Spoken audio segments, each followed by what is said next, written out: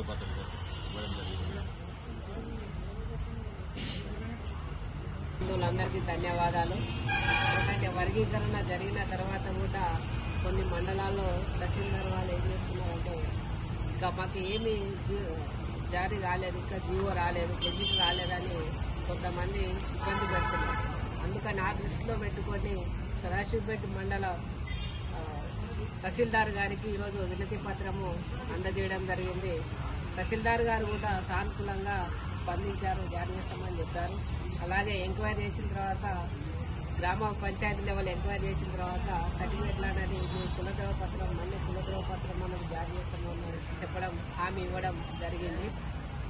ఆయన కూడా ధన్యవాదాలు తెలియజేస్తున్నాం. అయితే ఈ విషయం ఎలా ఉందంటే ఇక్కడ సానుకూలంగా స్పందించారు, కానీ ఇంతకుముందు కామారెడ్డి జిల్లాలో కూడా ఆ తహసీల్దార్ ఏమని చెప్పారంటే మీరు ఆర్డీఓ గారికి కలవండి అని చెప్పారు. అయితే ఒక్కొక్క క్యాస్ట్కు ఒక్కొక్క రకంగా జీవో ప్రభుత్వం జీవో అనేది ఇవ్వదు.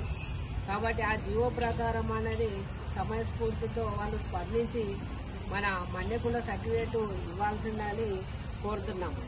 అయితే ఇక్కడ ఎట్లుందంటే ప్రభుత్వము మనకు మంచి స్పందించి మన వెనుకబడితనం ఉన్నది కాబట్టి గ్రూప్ 1లో చేర్చి మనకు న్యాయం చేకూర్చారు.